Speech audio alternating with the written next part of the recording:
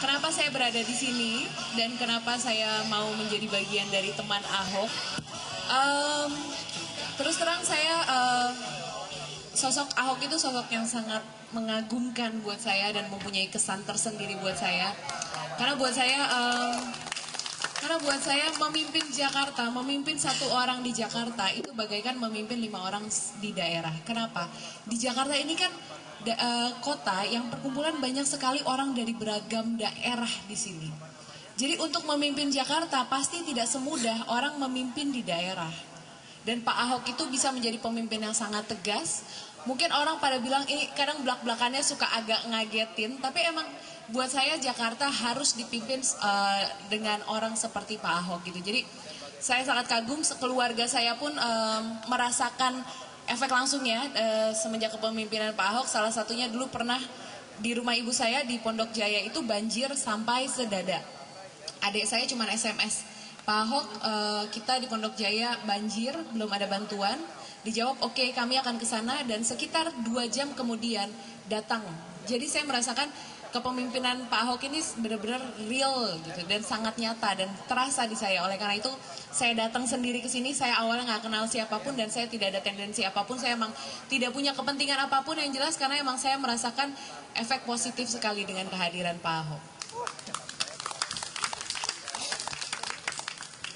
Jadi sabar-sabar aja. Mungkin salah satunya Kak Zaskia nih udah rajin juga ya kalau nggak salah ngumpulin KTP untuk Pak Ahok ya.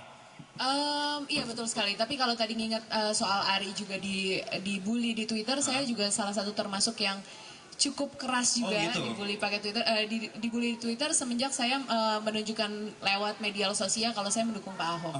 Karena saya dibully dari sisi karena saya berjilbab, saya seorang Muslim dan saya mendukung seorang pemimpin yang non Muslim. Nah, kalau buat saya kita harus menyerahkan segala sesuatu itu kepada ahlinya.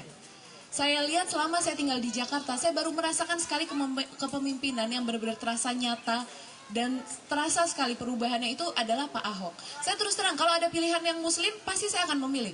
Ya, ada seorang yang Muslim yang punya kemampuan seperti Pak Ahok atau apa, saya rasanya pengen banget di Twitter, oke, kasih saya satu pilihan saja yang punya kredibilitas seperti Pak Ahok. Mungkin saya akan memilih beliau. Tapi untuk saat ini, sampai detik ini yang saya sudah lihat dan saya sudah rasakan, Pak Ahok masih yang terbaik. Dan kalau memang beliau yang terbaik, beliau sebagai ahlinya, kenapa tidak saya support di situ gitu? Karena untuk perubahan yang lebih besar lagi buat kota kita gitu. Jadi kenapa saya mendukung Pak Ahok, dan Mas Anung juga udah bilang, udah kita bertahan aja mau orang bilang apa atau apa, tapi kita merasakan perubahan Jakarta yang benar-benar signifikan semenjak Pak Ahok pegang. Saya juga nonton film pendeknya pas Pak Ahok di Belitung kalau nggak salah ya. Itu luar biasa sekali. Jadi saya ngerasain perjuangan Pak Ahok tuh emang dari awal beliau orang yang sangat transparan, nggak ada keinginan untuk apa buat dirinya sendiri, tapi benar-benar buat masyarakat. Jadi saya emang mengikuti perjalanan Pak Ahok dari dulu sama Mas Anung. Jadi kita emang komit, kita akan mendukung Pak Ahok. Di rumah saya itu nggak pernah ada satu figura foto.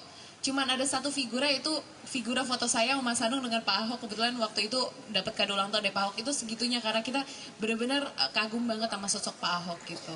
Terus tadi nanyanya apa? Tadi nanyanya sebenarnya mau nanya tentang KTP relawan. Nah, gimana ceritanya pas jadi relawan? Saya ketika sampai di sini saya surprise karena mostly para pendiri ini teman Ahok itu semua umurnya di bawah saya.